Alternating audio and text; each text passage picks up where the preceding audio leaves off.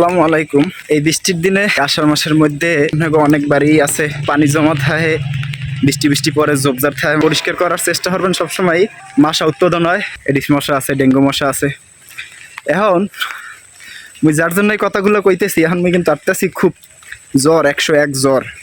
জ্বর যখন প্রথম যেদিন আইছে, হ্যাঁ, তো মোর হাতের ভিতরে মুই দেখছি যে কয়েক জায়গায় একটু দমরা দমরা হয়েছে। তো মুই কয়েকদিন বাড়িতে কামটাম হরসালাম, বন্যায় গাছ টাছ পড়ছে, হ্যাঁ দেখছেন অনেকেই ভিডিও। তো জ্বর জ্বর বুঝছে মুই একটা দোকান দিয়া 2টা নাপা ট্যাবলেট কিনে খাইলাম। বেশ ভালো কথা, নাপা ট্যাবলেট কিনে খাইছি, রাত্রিরে খাইছি, বেনে খাইছি, কোনো কাম আর হয় নাই। এরপরে আবার মগে হিন্দি একটু বাজার সামনে ওইনে গেছি, উনি আবার ফার্মেসি ভালো টিমল এজেন্সি অ্যান্টিবায়োটিক যে দেশে হ্যাঁ তো খাইছি। এরপরে ডুস আবার নগদে সেদিনকে তো একটা দেশে এক, বেশ ভালো কথা। ভাবছিলাম যে কমে যাইবে তাড়াতাড়ি, কমা তো দূরের কথা দাদু। ইয়ে হওয়ার পরে 2-3 দিন যাওয়ার পরে এখন আলাপ পাইতেছি এই যে 2 সাইডের পাশ আছে না, এই যে 2 সাইড, হ্যাঁ এই 2 সাইড টন টন টন টন টন হয়ে রকগুলো লাফায়, আর মাথা মনে হয় ওজন হয়ে রয়েছে।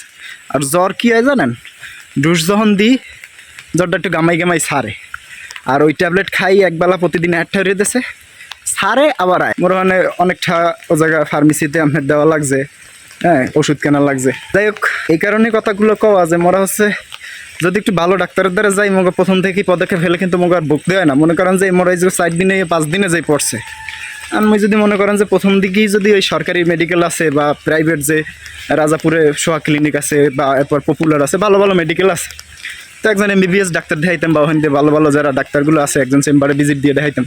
এই কষ্টটা কিন্তু মোর হইতো না। এখন এই 4-5টা দিন চেহারা আমার খিচে গেছে। আর সবচেয়ে কষ্ট হয়েছে মাথাটা বার হয়ে একদিক ফাইটে গড়লে একদিক যাইতেছে। তো এটা হচ্ছে সবচেয়ে কষ্টের বিষয়, যে জ্বর ওটা বিষয় না, 101 জ্বর মাপছে।